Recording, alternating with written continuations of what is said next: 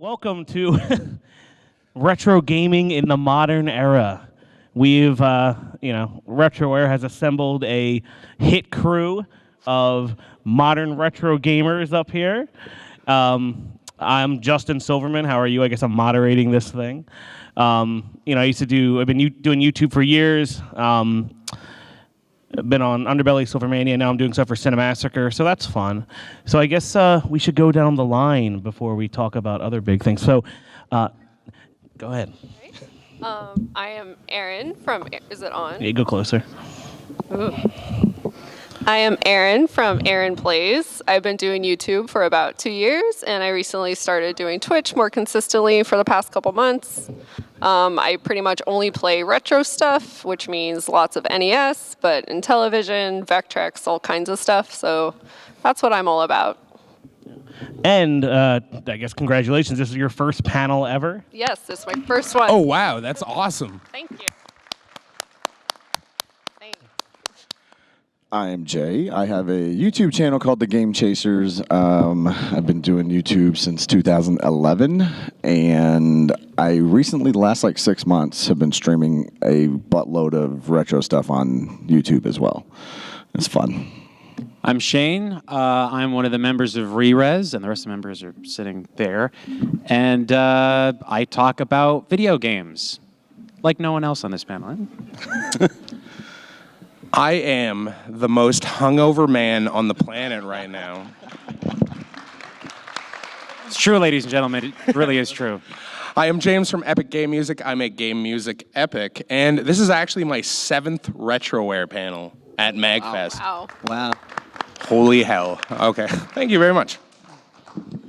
My name's Ryan Schott. I have worked with Cinemassacre for 12 years on the back end, on websites and production and things like that. I do a show with Mike over there, talk about games. And I've been working with Retroware for 6 or 7 years, kind of working on what is coming next for Retroware, kind of building it as the retro community, building it so that there's tools for people to collaborate, so it's not just, these are the big guys over here, or this is anybody. It's really everyone who is working in the retro space, who's making content, should have a voice, and the goal is that Retroware is a place where you can have that voice, because I feel like on platforms like Twitch and on YouTube, it's hard to have the signal to noise ratio. There's a lot of people making content, but retro needs a home, and that's what we're working on with Retroware. So we should have a new site this year, a lot more automation, a lot more ways, not only to just feature the content on the front page, but also to promote what you're doing. And all of us are going to be creating content one way or another, and many, many other people. So I'm excited about Retroware, and I'm excited about the panel. Great. I know Shane has done a few videos on this. Everything with Soulja Boy. But for you and for the hotel and MAGFest, we were actually able to get Soulja Boy to come here and talk about the system. So put your hands together for Soulja Boy. Woo! Soulja Boy. Soulja. Is that Soulja Boy? No. No. No, okay. I'm sorry. He must be dealing with a lawsuit somewhere. I think he had to boss up and go to another con, right? Yeah. No, but what if he did come? Just right. What if he was just here? Oh, yeah, all right. So I guess, what do you guys think about the Soulja Boy console? Shane, since you made the video. Shane, that was directed at you. I don't know if you know that. All right, yeah, it's a bad thing. I think everyone out here that comes to MAGFest likes playing video games, and I'm quite certain Soulja Boy likes playing video games as well. But I don't think he knows how they're supposed to play. So when he tried out the consoles that he was selling, I think he thought they were fine, but he didn't realize that certain characters were the wrong colors, or that the games were playing backwards, or games were broken, or just about everything that could be wrong with the games was going wrong. So yeah, a place of love, I think, is why he wanted to make those systems, but a place of ignorance is why they actually didn't come out at all or something. I have to say, I have a heckload of respect for Soulja Boy, that his ignorance of the law is so much that he actually thought that any of this was possible. in the first place. Like who do you have to be to do that? I do have to say the Soldier watch, pretty sweet, not bad. I honestly, he's cutting the price of Apple dramatically. I know, right? What you do is you just make it an empty plastic shell. Yes. Yeah, I mean, who needs all the Same functionality, right? Right. It's amazing, right? Yeah. Apple stock fell. It's a thing. He's doing it better. No, I think it's really funny that he has like Soldier everything, but the game console is just the most ill-advised thing that he did. The Fuse, though. Okay, so the Fuse system doesn't suck. It's a Chinese video game system. It's a legal one that they actually made. It's got legitimate games on it like Half-Life 2 and other indie games. Half-Life 2 is an indie game. But it's like there's a lot of really good stuff on there. The problem was with that system, and I'm quite certain he didn't realize this, he went to a site called AliExpress, and he was going to resell all these Fuse systems that he picked up and put the Soldier brand on front of it, right? Well, the Soldier console, or the Fuse system, is a great console if you live in China. From what we're to understand right now, if you don't live in China and you can't activate it within the Chinese region, you can't actually play the video game system. So if he actually had gone through and sold all those units, a whole bunch of people wouldn't have been able to turn on the consoles they bought. So that would have been fun. Yeah, we ordered one for Cinemassacre, and I have to say, the Soldier fulfillment department, not so good. Still haven't gotten that one. Soldier Helpline coming next year. Yeah, it's on the back of your badge. Also, dude very obviously doesn't play video games. I don't know if you remember back, I don't know, when was he famous? 2000. A decade ago. I Yeah, actually a had to decade. look that up on Yeah. Wikipedia. There's a video Tell of him on MTV playing Street Fighter, and some like weird brand deal thing where he's like, I'm playing Street Fighter on MTV, and he can't do anything. Like he plays Street Fighter like I play Street Fighter, just like randomly mashing buttons, and he can't even do a Hadoken or a Hadouken. It's a Hadouki. Thank you. But so that shows you, where his mindset was at that time. I'm trying to put that out. Well, the main thing is the Soldier consoles is just a great. It's a symptom of a greater problem with emulation nowadays, where Nintendo and eShops are a mess and shutting down emulation sites and forcing you to buy classic systems that are also a mess, i.e. Sony and PlayStation. I guess, do any of you guys emulate? Like, Erin, I know you play more, original stuff. Yeah, I tend to always want to play original, cartridges on original hardware, preferably. But I understand, sometimes that's not a possibility with everything, the really expensive games, whatever. I know everyone's answer is a RetroPie. I've played one before. I guess it's better than nothing, but the emulation is pretty bad on some of those. So it's if you're gonna do that, I'd recommend, the EverDrive, because then at least you could still play it on the original hardware. So if you have to emulate, I always go okay, fine, I'll use my EverDrive. But I use EverDrive as well, actually, because I like playing on original hardware. I'm actually very technology illiterate, so in my streams all the time, just get a Pi, just get a Pi. I don't know how to do that. I'm not even joking. I don't know how to. But with an EverDrive, you literally just put it in and you hit games, and you have this list A, B, C, D, and you click on the letter, and you can play Abadox. I don't know why that came to mind. Back in the day, you would just put it in the gray box and it would play. Now you need a computer science degree to get it going properly, right, or it turns into a Soldier console. Right.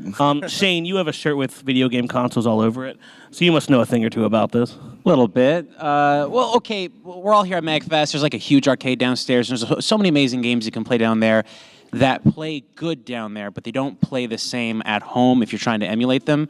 Area 51 is a CRT gun game. Great game. Yeah, playing that at home doesn't really give you the same kind of feeling because you're not getting, you're shooting with a mouse. So, that's going to be a little bit different. But there's also, the Asteroids cabinets down there. I haven't looked at every single screen, but one of them might be a Vector monitor down there. And Vector has this amazing glow that you just don't really get with modern TVs. So some of those arcade systems have this, great play to them, a way they control that you just don't recreate with emulation that well. Just look at, a lot of people are trying to hop on it, like Arcade 1-Up. and they have a system that's all pretty much vector games because there's like Asteroid and Tempest and stuff on it, but the screen is like dark gray and it doesn't have the same pop as the classic stuff does. I mean, Ryan, I know you're a fan of the arcade 1-ups. Yeah, I just want to say, before I get to the arcade 1-up, I want to say that I think in our lifetime, there will be a OLED screen or something like that that has the dynamic range to really do what Vector does. Yeah. And that's just an awesome prospect for me. I mean, right now, HDR color on new screens is getting there. But, one day it might have that hot pixel on it and things like that, like you see with a Vector, and I think that would be amazing. But, yeah, I own all the arcade 1-ups, and I feel like I'm confessing that to you because they're so bad, and, it's like therapy. But I've had to replace, across all 7 arcade 1-ups, I've replaced 5 buttons already, and I bought them on Thanksgiving, I think. Yeah. So that's 5 buttons. I've replaced 4 joysticks. Wow. I completely converted one of them into just being like a 1601, which was really cool. But that's the problem. When you're buying an arcade 1-up, you're buying the illusion of the retro arcade experience and a weekend project where you learn about things like soldering and not electrocuting yourself and things like that. But, if you're into that, if you're buying it as a project console, you should do that, because despite all the bitching I'm doing now, I had a lot of fun. What do you say is the best system that they have? The best one's the Street Fighter, because when you turn it into something else, you have the opportunity of having all the buttons. But playing it myself, I like Asteroids because of Lunar Lander, which is my favorite game right now in the spread. Maybe Final Fight will replace that in the spring, but right now Lunar Lander is my jam. Yeah, the arcade 1-up was just, considering they're all going to be like $100 next year, it's something fun to have one of them, especially if you're converting it. But Ryan, just to bring up my point earlier, do you or do you not have a computer science degree? I have a computer science and a math degree. I see. And I still don't want to set up a Raspberry Pi, just to as a segue to that. Well, thank you for stepping out of your ivory tower to come do the panel today, That hurts. Mr. College. What's So- college? So I guess the next step is, if you could design this magical emulation box or something that you think a company, like if you're like, oh, I want a Turbo Duo, classic or something, like because I wanted a PlayStation classic and it was ruined, so that was fun. It was ruined. So we'll see what happens. Erin, I guess start with that. Like, what kind of classic system would you want? What I want? I don't think it would work, but like a Vectrex classic would be awesome. Well, I mean, with Ryan talking about like OLED screens, like that Yeah. could be, you could probably program that, but it wouldn't look the same. Yeah, exactly. So that's why. So I guess like my answer would probably be a TurboGrafx system, because it's something like I didn't grow up having. So it'd be cool like to just have a really like just nice neat little thing of games, but it would be a mess if that ever. That's interesting. There's no way it would be good. If the PlayStation one was a mess, there's no way the TurboGrafx one would succeed. Well, Unless a miracle happens. well, it could be like the Soldier version. That's true. That's true. Well, that's interesting you say that, because I never thought of like getting an NES classic or SNES classic is like, oh, and the eventual N64 classic, which is probably gonna be the top seller. That's something that everyone experienced, and you're buying it for the ease of it. I never really thought of getting something because you didn't have a chance as a kid to play That's why it. I kind of like, for the NES Classic and the SNES Classic, that's not really something for me, because it's like I have a lot of games, I still have the original hardware and everything. But I think it's great if you're younger, or if you just didn't really grow up with those. It's a good like starting kit is how I look at it. And because those are decent, like out of the ones out there, I would personally say those are probably the best ones of the mini consoles. Yeah. So that's my thoughts on it. Yeah, it was very much like, you're like someone's like a dad or a mom now, and they're like, here, play this because I played it as the kid. Yeah. And the kid's like, well, I want to play Fortnite, so so then it just sits there in a box. Yeah. But all right, Jay, what's your? I think I have a very unpopular opinion with these glorified plug and plays. That's what they are. I don't like them. I don't think they're necessary. I've played them. The controllers are trash. There's a lot of lag. It's cool. You can hack it. But, like we said earlier, EverDrive, and do the same thing. And for maybe a little bit more, an NES EverDrive is what, $100, $125? You buy a console for, if you go to a store, $60, $70, and you can literally load it up with thousands of games.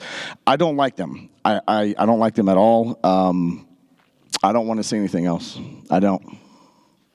Again, unpopular opinion, I think, but I'm just being honest. All right, you could have just said no, but that's fine. All right, Shane, what do you got? I really like Sega systems. I really do. And I've seen so many Sega plug-and-play systems from a specific company, At Games, you know, those guys. Those guys? Yeah, they're not very good at making anything. So what I would like to see, though, is not just a Sega Genesis, but some kind of plug-and-play system that has the original Sega CD games on there, 32X. Well, that's what I thought Sega Forever, is that what it was called? Like their app on the phone that you can download the game. Like they tried. Yeah, but see, a phone doesn't have a freaking controller, and I don't know if they get that yet. Oh, no, yeah. But you could get a Android thing, but then, most people have iPhones, it'd be a mess. But when I heard Sega Forever, I thought that's what it was going to be.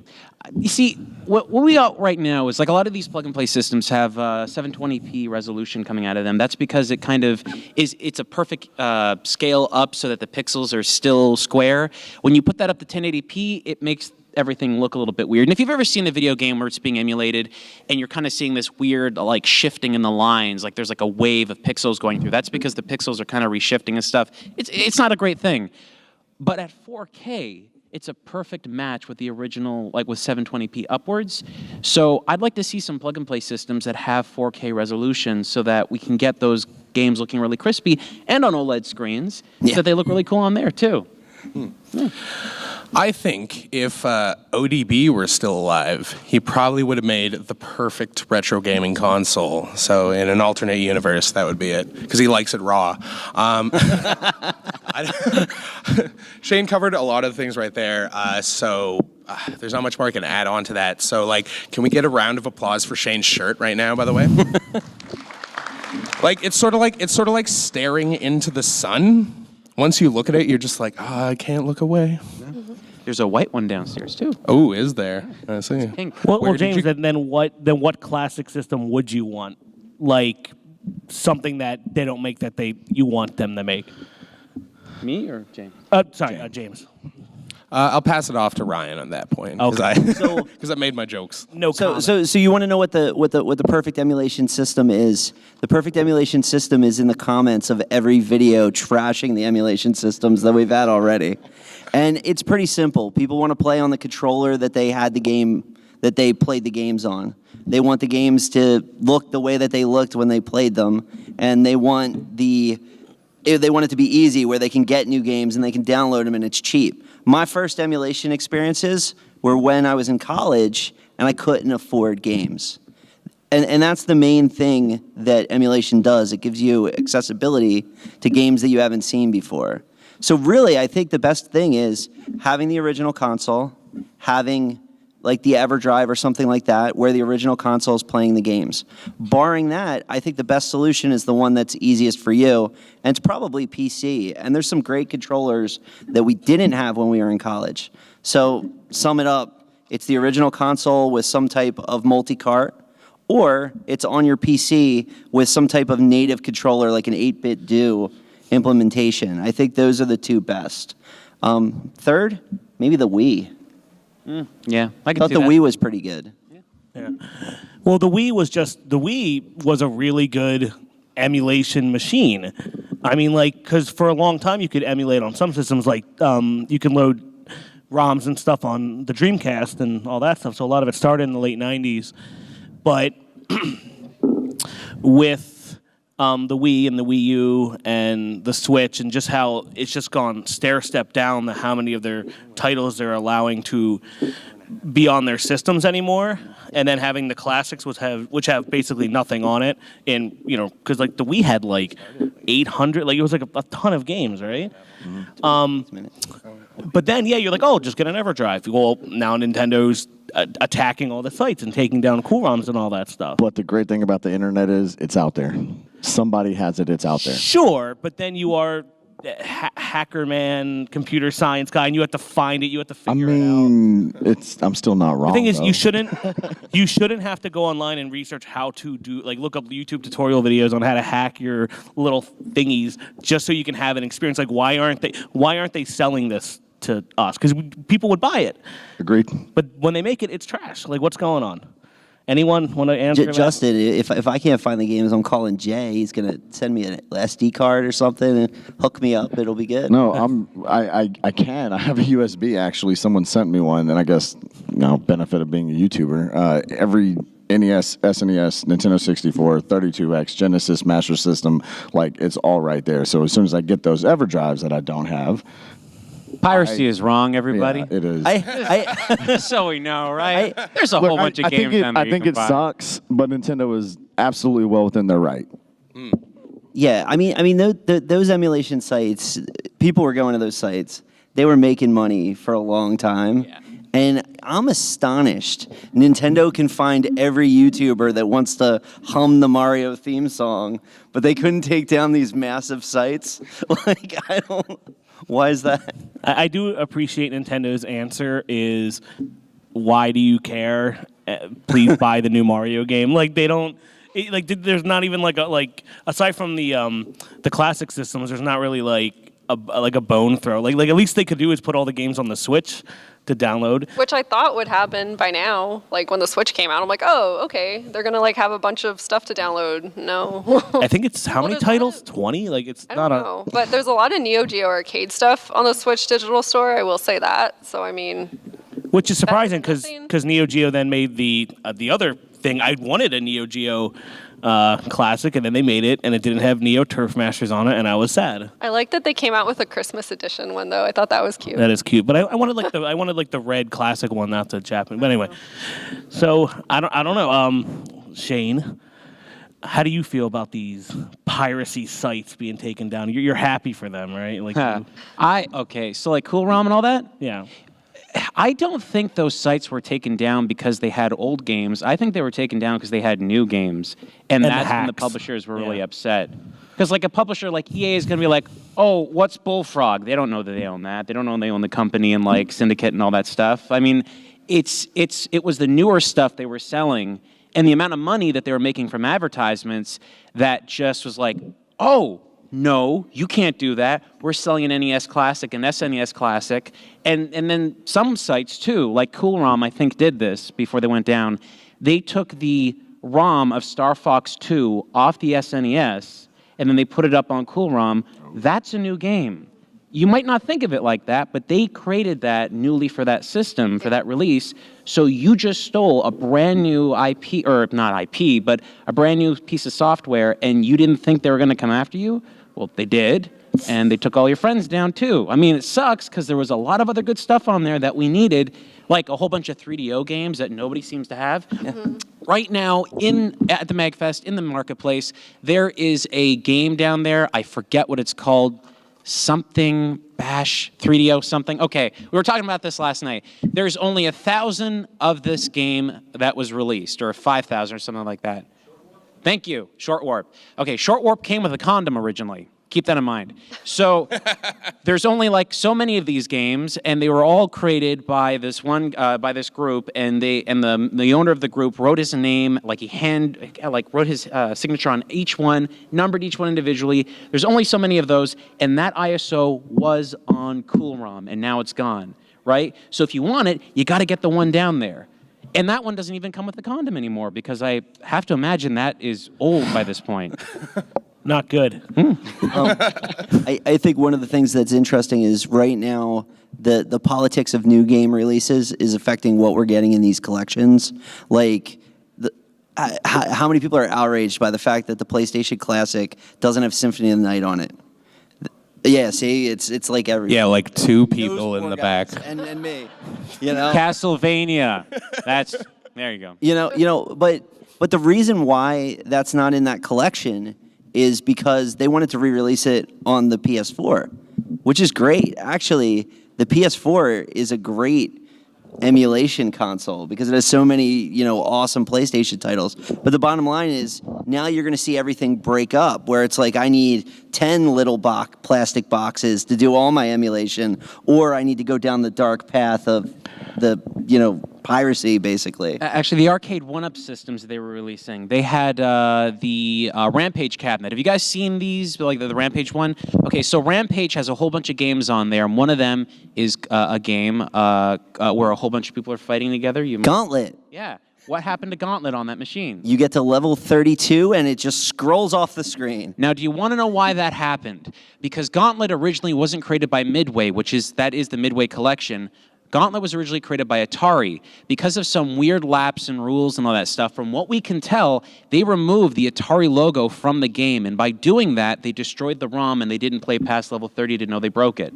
Right. And that got released. That is out there. And now people that play are like, wow, level 30 of this game sucks. And that's it, right? But that's not great. And the community would never have done that because we all know better. We got to at least 29 and thought there might be something after 30.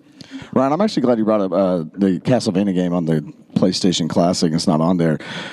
You didn't touch on this, and I don't want to get too super into law and shit, but you have to get permission. You have to buy licensing rights to be able to put that on whatever you want to put it on. Unless you're Soulja Boy. Unless you're Soulja Boy, right. Yeah. But Nintendo 64 Classic, it's inevitable. It's going to come. And everyone says, well, GoldenEye has to be on there. It has to be on there. It's not going to be. Yeah. It's not, because first of all, you got to get permission from the people who own James Bond, which I think is MGM. Sony. Yeah. And then you got to get permission from Rare because they made the game. So there's all these channels and hoops that you have to jump through just to get your favorite game on there. So 64 GoldenEye fans, you're going to be disappointed. Yeah. And if you think they're just going to put Perfect Dark on there, you're wrong again because it's Rare. Yeah, which is now owned by Microsoft. Exactly. So any Rare game, unfortunately, may not be on this Nintendo 64 Classic, and I think that's a travesty because they made some of the best games on there. Yeah. You're obviously going to see Donkey Kong. You're going to see Diddy Kong. You're going to see Diddy Kong Racing, which we need another one. And no, Blues Rare Brothers does not 2000. own that. Blues Brothers 2000? Yeah, that was a good one. Everyone play that one? No? Okay. Beetle Adventure Racing. I definitely want Dude, that one. that game is okay. That is one of the most underrated. It really is. Racing games on the N64. But licensing the Beatle rights. Yeah, good luck. Yeah, you got to go through VW first. It's interesting because we all talk about the console wars of the '90s or PC and Mac, but now it's the licensing wars. Licensing wars is what it is. Yeah. And something funny. How many players is Gauntlet in arcade? 4. 4, right. How many how many players can play it on the arcade one-up? 3. 3. Yeah. Sorry. But you can only play 2. Yeah. Third controller's disabled. Interesting. It's such a mess. They tried. But they were trying to make Bless their something hearts. cheap that people could buy and bring home. And if they made it any more expensive, people might not have bought it, but I don't know. I think they were trying to make something for the mass market where even if you're not into video games, you're at Walmart with your kid and you're like, oh, I remember games. I'll And that's buy exactly that. what all these classics are. Therefore, and that's what it was for. So that's why I'm kind of I know they're not that great, but it's wasn't that their purpose for I don't know. No, they definitely serve a purpose. Maybe not for $300 a thing. And, No. when you go to Walmart, because I went and got a lot of them with Ryan, it is the worst mess you'll ever have, and all the employees there don't care. And I think the most fun you could have had with an arcade one-up is watching me try to carry 2 of them across a parking lot by myself. Because that's I'm one, stop. It was awful. And when you're walking around with one in a cart at Walmart, everyone looks at you like you have a severed head. Just what? They're like, what is that? They're like, oh, look at you, nerd. Yeah. Your console. Arcade. So I guess we'll throw it up to Q&A in a bit. We have a wireless mic. But does anyone else have any final thoughts about retro gaming in the modern era before we... I'm going to say this. I'm glad it's still alive.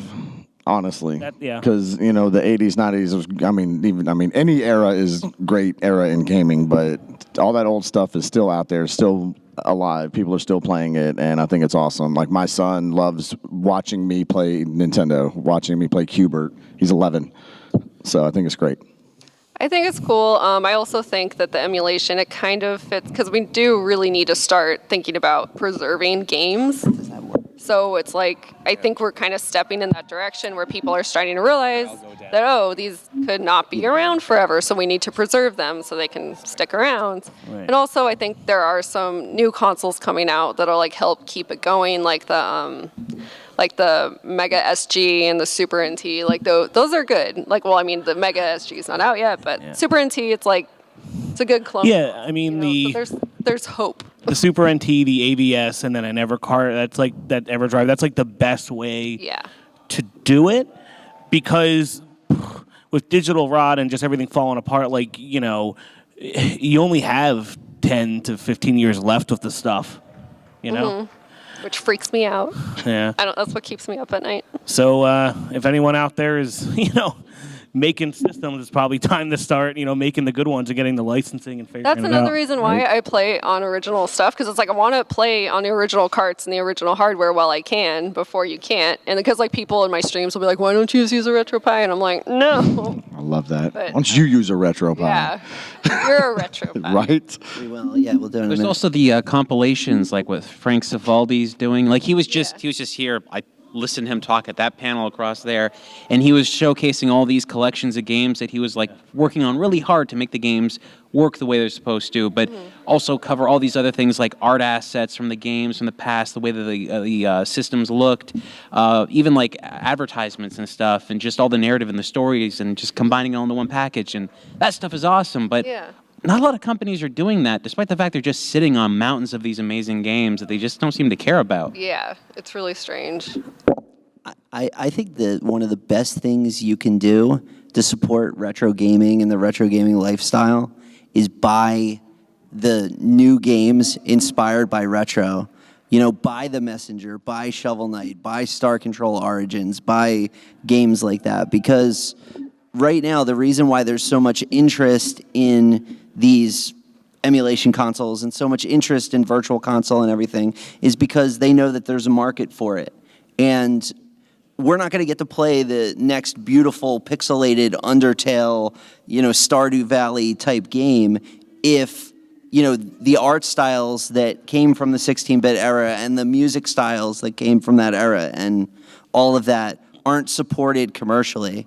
I was shocked when I looked at sales of The Messenger, because, I mean, you guys probably all played that, or many of you played The Messenger. It's a great game. It sold well, but it wasn't Shovel Knight. There was some fall off. So one of the fears I have is that if we don't support these indie retro titles, we're not going to get more. And I love playing them, so I hope that there's support for that. Yeah. And it is very nice that at least they're like remaking the Spyro games and Crash Bandicoot and all that. So Sony's probably the least evil. Even with the classic, like, all right, we get it. But, you know, but the only people who are buying that are me. So, you know, I guess that's not really a good market when, you know, I guess Sony's too busy ruining movies to care about. I don't know. But, all right, so I guess we'll do a Q&A. Who wants this? I guess, you know, up. Yeah. The man. Here, I'll go down with the mic here. The sexy hat man's coming around. Any questions for anyone up here about retro gaming? All right, well, I'm right here right now, so. What do you, like, I don't know, like, where should I get, like, retro games currently if emulators are, like, technically piracy? And I've done that before. I just want to be legit as possible. Well, like, the really cool thing about retro gaming is that whatever you're playing now is going to be retro real soon. And so there's this sweet spot when you're collecting retro games where no one cares about the thing anymore, and it's great. Like, original Xbox games, we're kind of starting to see a little bit of resurgence of that, but if you can still go out and find, like, I bought a box of 2 Xboxes, like 12 controllers, and I don't know, maybe 100 games, and it was $10. The guy didn't care. So you can find stuff like that all the time, and that you can hold for a little while, and then eventually it can be stuff that you can play in the future too. But I think a lot of like compilation games, like we mentioned, that's like a really great way to get into a collection of games from a specific series. The Mega Man X Legacy Collection, SNK Collection, Street Fighter 30th Anniversary, and stuff like that are really good. Almost a fair representation of the great Genesis games is available on every new console in the Genesis collection. If you're just getting started with Genesis, play every game in that collection, and then start thinking about opening your wallet for the obscure stuff. All right, next question. You guys pick someone, and I'll just walk over to them.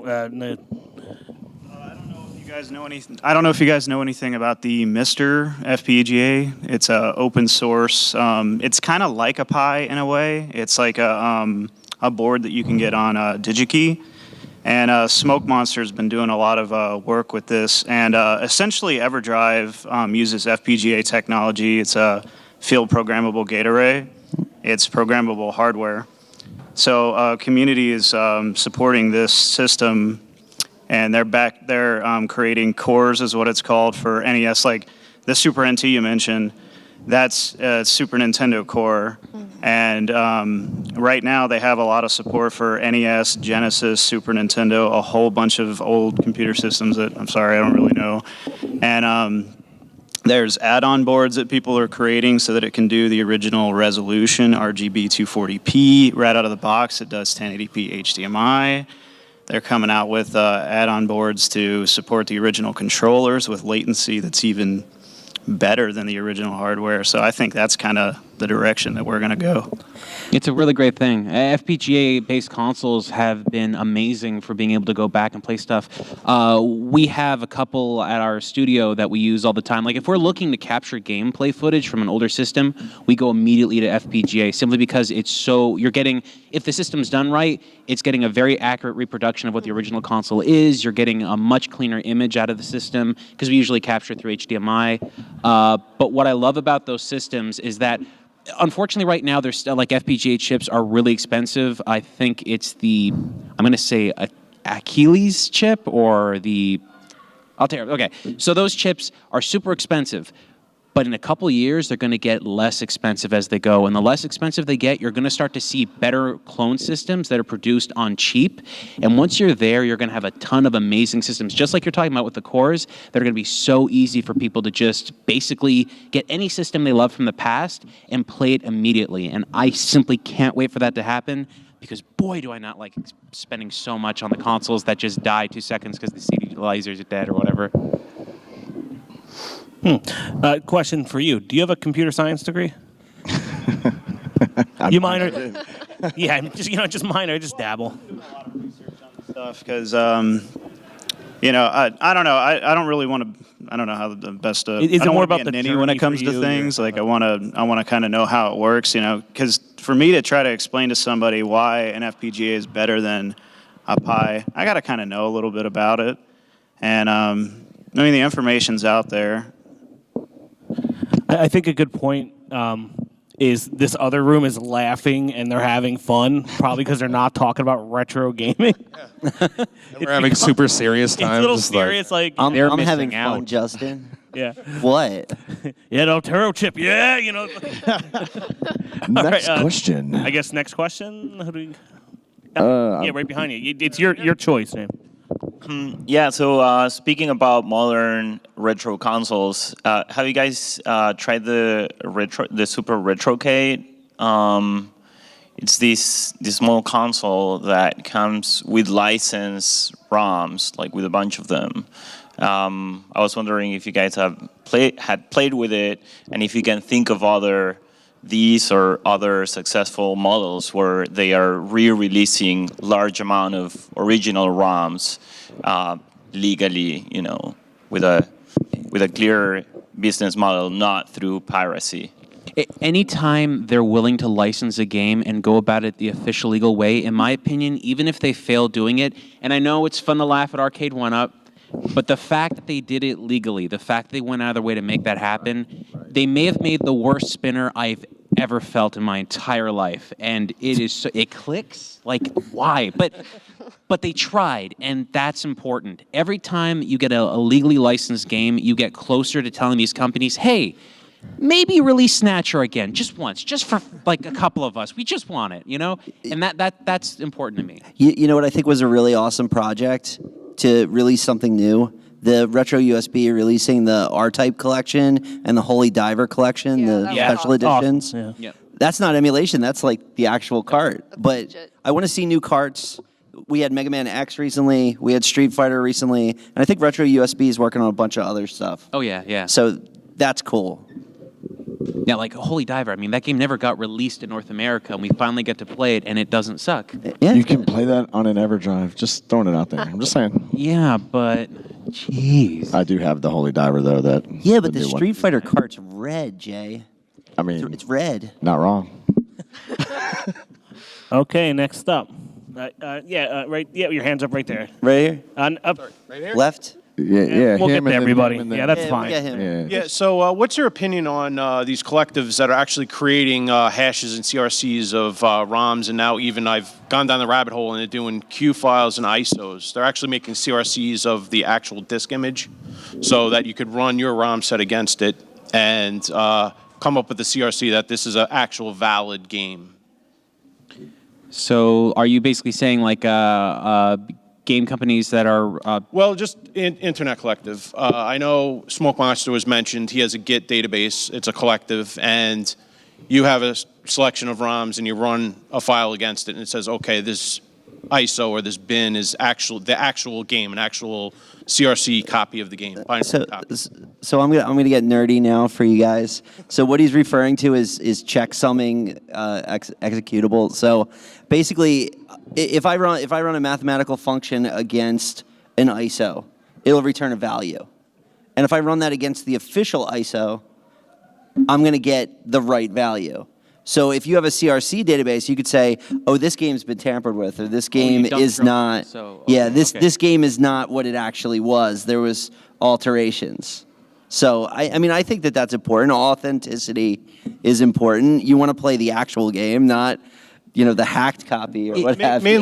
Mainly for preservation issues. This whole legal issue exactly. about lost stuff from the 80s, etc. If it's letting you know it's as close to official as can be, I think that's good. But boy, I love hacked versions of games, and we wouldn't have those if that was the thing that was going on.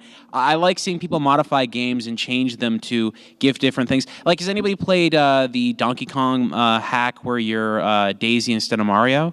Like, that's hilarious. Oh, that's cool. Sorry, not Daisy. But, yeah, it's like the Polly. Yeah. It's so fun to play those because it's like you're giving a completely different perspective to the game. And I think originally the guy that actually made that hack, he did it for his daughter so his daughter could not play his stinky old Mario, which, hey, that's cool. Anytime you remove that ability from someone, I think a little bit less of creativity is there. But honestly, letting people know they're playing the official game is very important. So just to have that there is a good thing, I think.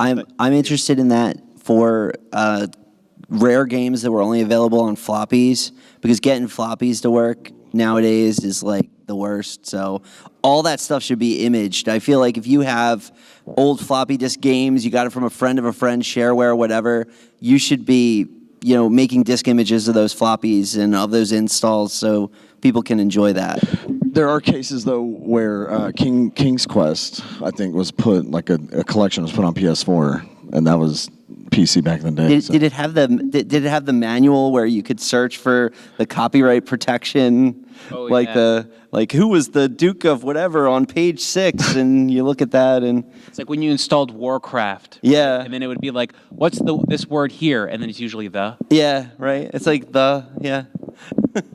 All right, next up. Behind, yeah, right there on the right. Sorry, where? Keep going. Sorry, was it you? No. Yeah, there he goes. There he All right, sorry, I'm like Bob Barker out here or something. All right. Well, you're wearing sunglasses. That was a bad move, yeah.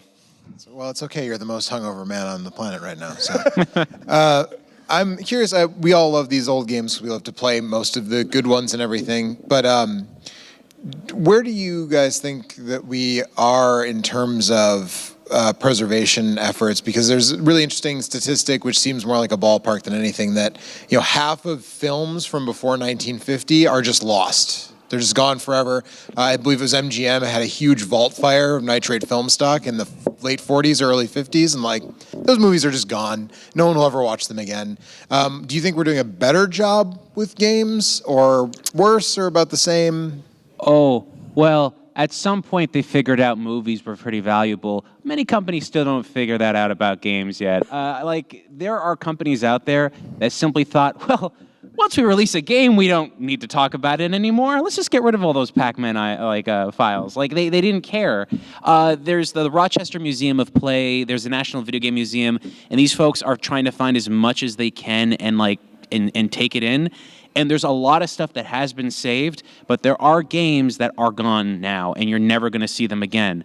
Many would argue they're not very good games, because they weren't, but they still need to be there, and they still need to be a part of like the conversation. I think it was Frank Svaldi was talking about the SNK 40th Anniversary Collection, how there's this game called Psycho Soldier, and in the game there's this awful soundtrack. It's like one of the very first times anyone sung in a game, and it is so bad.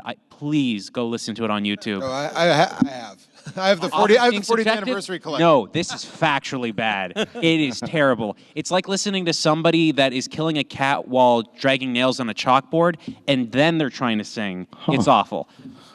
No. Ooh. No. And you wouldn't want that. So I'm worried about two things. For old games, I'm worried about source code, because like there's games we've developed that I'm like, where is certain source code? I can't imagine games that are, way in the past. And I'm worried about games that are coming out now.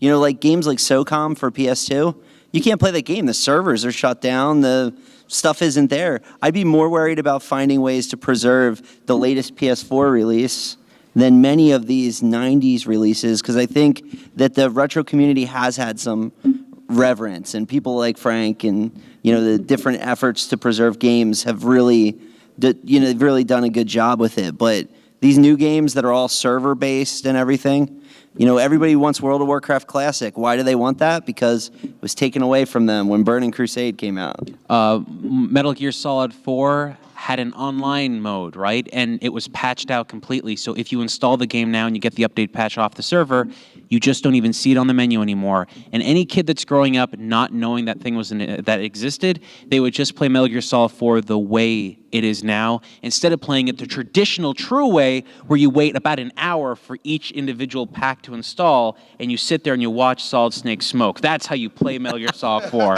That was awesome. Yeah. Justin, you're a Mass Effect guy, and you were using the online features in that game, and that's going to be a problem later. Sorry. Mass Effect 3 freaking online getting 100% right. Like, ugh, I beat that game. God, I hate them. No, because they shut down certain servers and you can't do it and it's a mess and whatever, you have to go on an app on your phone and click 5 stupid buttons until you beat the game to keep that 100%, because as you get up the level, it keeps draining down. So if you don't do it for a few days, it's back to 0, and you get the bad ending. Well, they're all bad. I don't want to talk about Mass Effect. Retro. Okay, next. Well, I mean, just pick. It's dealer's choice. Get Wintarian Games over there. All right, He's been raising his hand the whole Actually, time. I'm gonna. Oh yeah, we got to do that too. Over here. This is a bad system. I just realized. I mean, it's not relevant, but I have a computer science degree. I don't know, you seem to be interested. But I'm kind of on the lazy side of retro gaming. Like, I don't collect because I don't have the space. And like a Raspberry Pi is not great, but it's fine. But do you think the audience for absolute authenticity is big enough to support a company making new CRTs? You have no idea how many people I've spoken to at factories to try and get CRTs to get produced again. It's insane. I know someone's going to do it at one point, but I think Ryan has a really good point with OLEDs getting to the point where they replace that idea, because a 4K OLED with it's got to be brighter than they are now. You'd be getting really close to that really nice crispiness you would have gotten from a CRT. I have a question. If you had a screen that could emulate all the VSync setup of a CRT, so you could play Duck Hunt on it, like it properly did all the things it needed to do, would you buy that? Yes. Would that be not a silver bullet, but a help? I would buy it. I would buy it right away. Here's the reason why it doesn't happen too. A lot of these companies, when you go to talk to them about making a new CRT, they go, no. And the reason why is because it's like, how much does a CRT weigh? Okay, we can ship 20 TVs that we can sell for even cheaper quicker, faster, and we can put them in a Walmart and anyone will buy them. I mean, what's in the arcade one-up machines right now is a 4x3 thing, which we don't have that many of them anymore. No, I mean it's interesting finding. I had to find a VGA controller for the 17-inch monitor in arcade one-up, and I found the board. I found the board that would drive that, but a couple years from now, that's not going to be a thing. That's why I bought a bunch of them. I think like if a CRT is gonna be made now, it's gonna be by a video game company. Like I know one time Mike was saying like Nintendo should manufacture CRTs. Like that would never happen.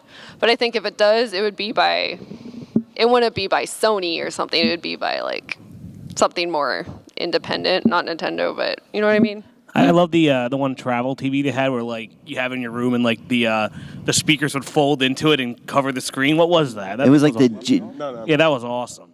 Yeah. But I guess your goal now is to get Ryan's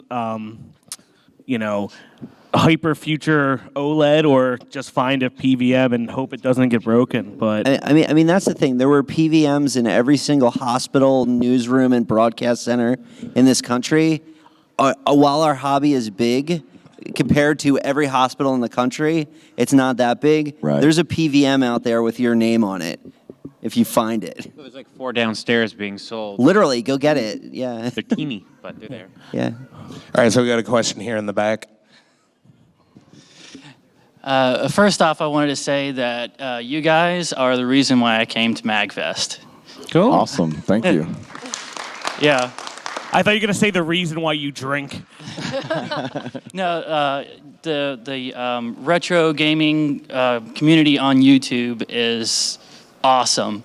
I'm subscribed to all of your channels. I've watched some of you guys just like last night.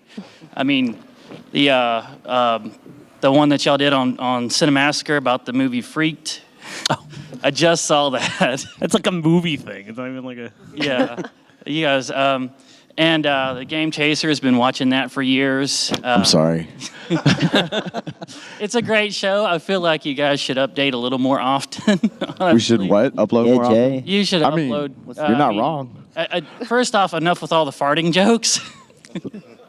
Everybody likes dick and fart jokes. But I mean, I watch them all, and Thank you, though. we I need appreciate more Christmas animations. Thank you. Yes. Yeah, we like Why doing did the that stop? cartoons. It's fun.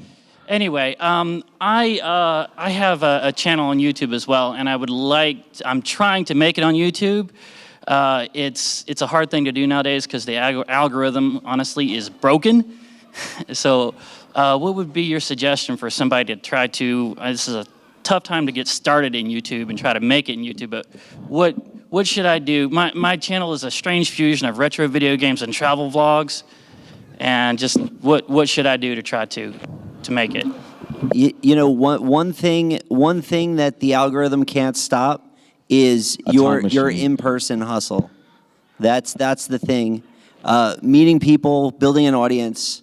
YouTube today is all about the initial amount of views a video gets in the first few minutes.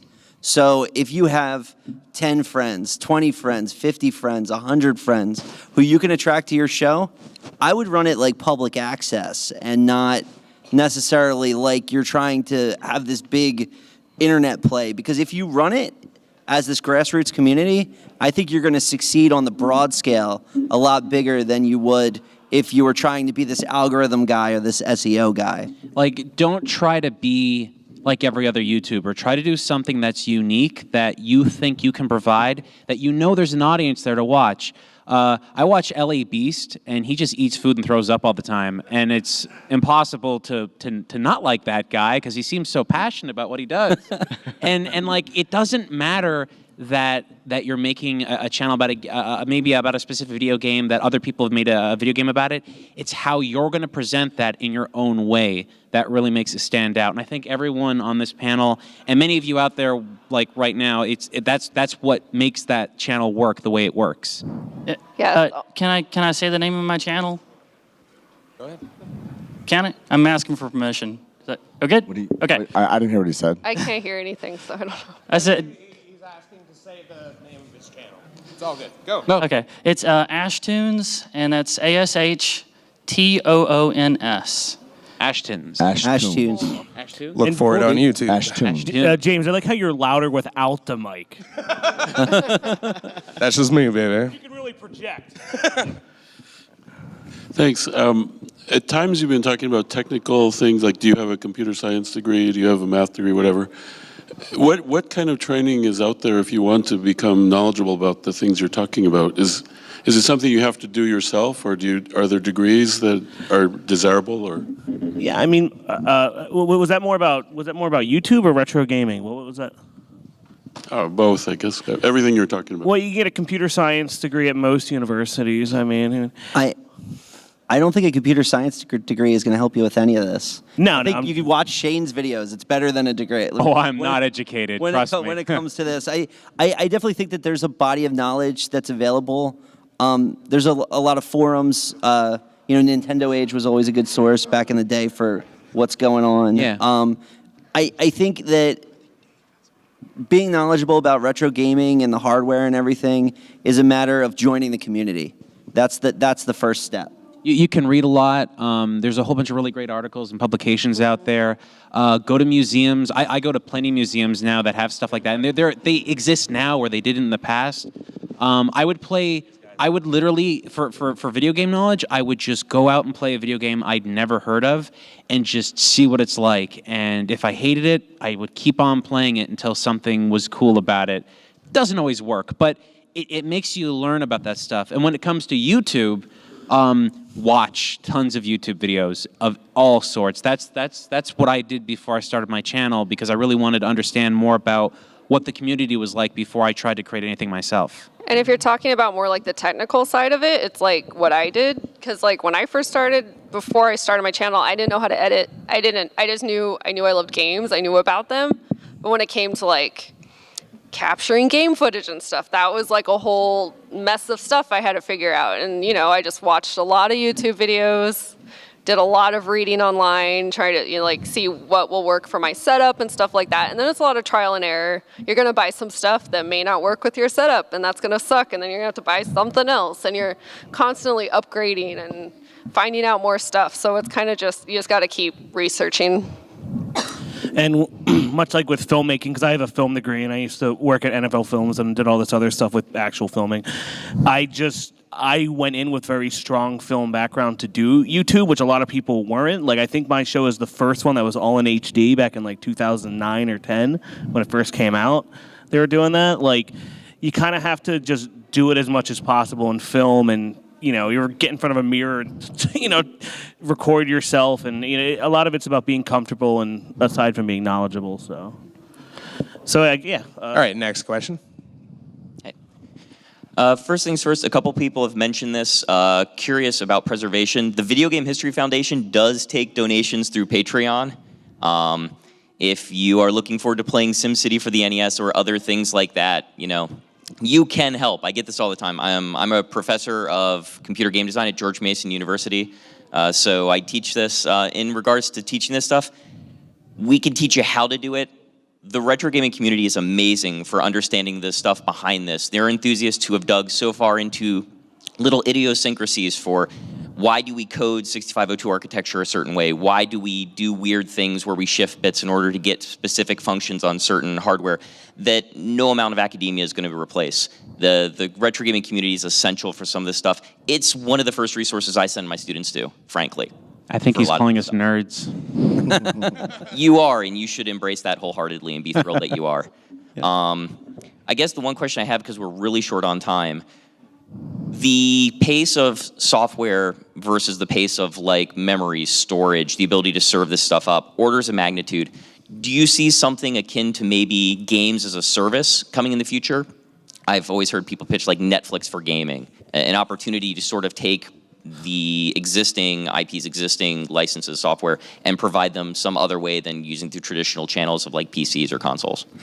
I can tell you that right now, in different countries in the world, in South America and Asia, that is some of the primary ways that they're consuming the content already. I found it interesting. I do game publishing. It's one of the things I do.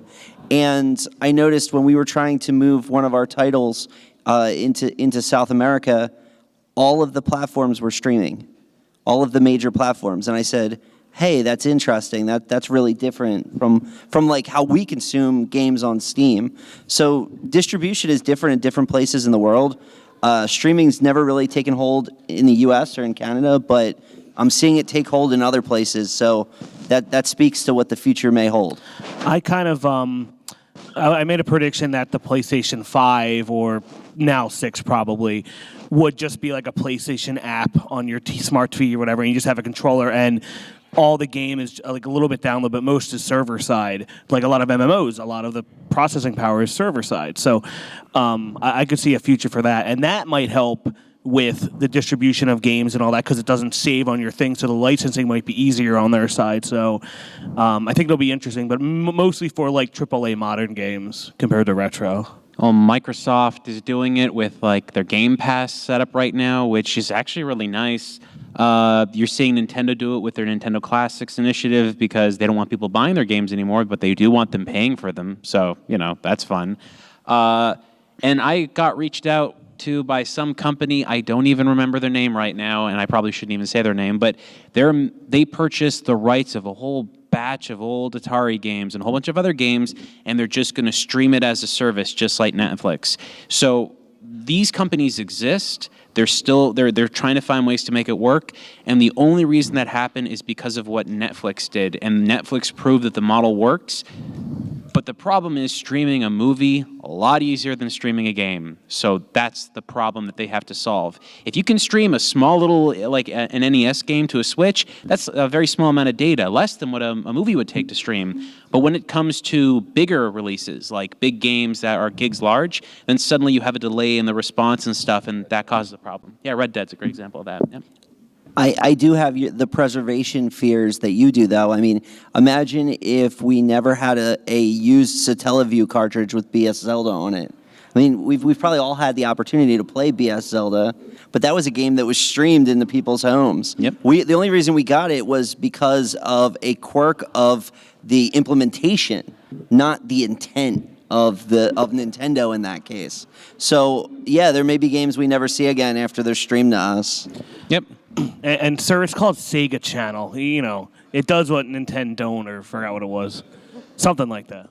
Oh, yeah, we can, I guess, keep going. I don't know. I guess, we're over time, but why not? I think Let's go. Next panel's at 6, I think. How do you guys pose solving the problem of, I'm blanking on the term now, input lag? A lot of the various means of emulation that you guys discussed have great game-to-device interaction, but what about from device to your display? Yeah, I think the best way to solve input lag is just to get better. I propose changing the speed of light. That would work. Yeah. Also, I thought it was there's another retro panel right now at 5:30 and panel 5, by the way. I more mean in accordance to how like a lot of them use old school RGB inputs or even, God forbid, coaxial, where almost nothing now does. So you're stuck with the TV's slow ass image processor.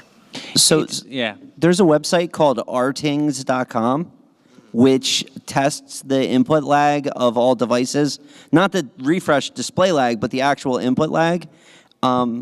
We do Smash Brothers tournaments, and the VX238 has less than a frame of input lag. And I think that if professional Smash players are happy with VX238 Asus monitor, you'll be happy with it because, less than a frame. Yeah. For streaming input latency, which is a huge problem because you have to go through the whole server, the only solution I could theorize that you could fix that with is have a batch of the game files stored within the computing system that you're using, so whether it be your PC or your console, and it's rendering or it's using the native input, but things like background animations, texture files, those things are the things that are being streamed to you, so that the core of the game is still reserved in your system. That would be the best way to get around input latency, honestly. But faster internet could work too. But boy, I'd like to see that happen. I mean, the other thing is, like, if you're looking at Netflix or YouTube, when you're watching a Netflix or YouTube video, it's probably playing from a caching server somewhere in your town at your internet service provider.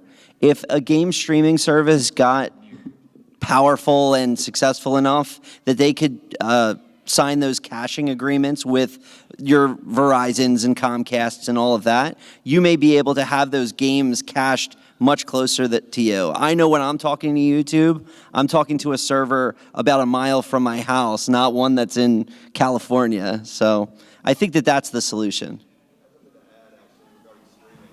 You guys hear about how the Nintendo Switch version of Assassin's Creed Odyssey is actually streamed? Yeah. Yep. Yeah.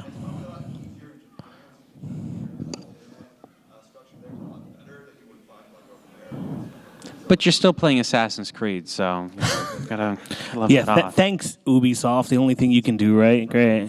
Yeah. What is Ubisoft? Yeah. I have a question. Is it Ubisoft or Ubisoft? UB. UB? You would know because they're local to you. Their right? office is UB. Yeah.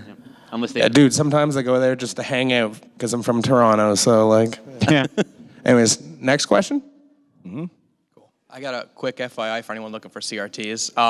There's a guy in Tyson's Corner getting rid of a couple of PVM-like displays for $200 a piece. Get them on Craigslist. But a question for the panel: what do you think the hardest thing about retro gaming in 2018 is? Say that again. Best thing. What's the hardest thing about retro gaming in 2018 or 2019 now? Well, me, like, I don't know what you're trying. The hottest thing in 2018 retro gaming. The hardest. The hardest thing. Well, that too. Getting old and not being able to hear things, apparently. I don't. Well, all the speakers are pointing that way. Yeah, I know. I The can't. most difficult thing about retro gaming in 2019. Like actually being able to play retro games in 2019. That's Yeah, or not like- hard at Well, all. I guess It's from super simple. from the YouTube angle, try and figure out what to play and why, because that's important for content strategy, which kind of sucks. Yeah. But I guess trying not to break the arcade one-up when you build it, that's easy. All answers to me go back to Snatcher. So, like, I really, really like Snatcher on the Sega CD. It is the only English version that exists. And there's a gun attachment with the... Well, I mean, like, it was with the Sega Genesis. You can play it that way, but you need a CRT. You need to make sure the Sega CD actually works. You need to make sure the CD doesn't have CD rot. A whole bunch of problems. That sucks. It's when the game had really crazy ideas that it gets too complex to be able to play it. That's when retro gaming can be hard. It's the limitations of older technology that have aged so drastically that they stop working the way that they were originally intended to. New HD TVs don't have RCA jacks on them. Many do not. yeah. I think that's probably the hardest thing. And they got rid of the antenna things with the little Yeah, screws the years screw ago. thing. Man, I'm still upset about that. Yeah. It's getting harder and harder to like play some of the like really old stuff, like some Pong consoles and stuff like that. Like I eventually figure it out, but it's not just simple anymore. Another thing is when it comes to streaming retro games, everyone assumes, oh, is this going to be a speed run? So I think 2018, everyone's like, oh, retro, you must be speed running. I'm like, no, I'm not. So stuff like that's my answer, speed running. All right, so next question? No, I think we got to wrapping it up. Oh, we do? All right. Yeah, I think we. So I guess, James, if you want to say your goodbye first, because you're out there. Yeah, because I'm basically like leaving right now. Oh, you're just out? Yeah, no, I'm out. You take the mic with you? Yeah, goodbye, everybody. So yeah, I guess thanks for coming to the panel, and you can find everyone here or otherwise on Retroware TV, and find us all on YouTube, and you can get all the info. Just look on the guidebook and type in the names and Twitter and all that kind of stuff. And I guess we'll hang out outside here if you want to talk more, whatever want to happen. That way, the next group can get set up. So check out the next panel too if you'd like. And anything else, you guys? Any final thoughts? Thank y'all. Thanks for coming. Have a great Thank you MAGFest, so much everybody. for coming out. Wait, can we get a Colossus roar? Oh! All right, see you out there.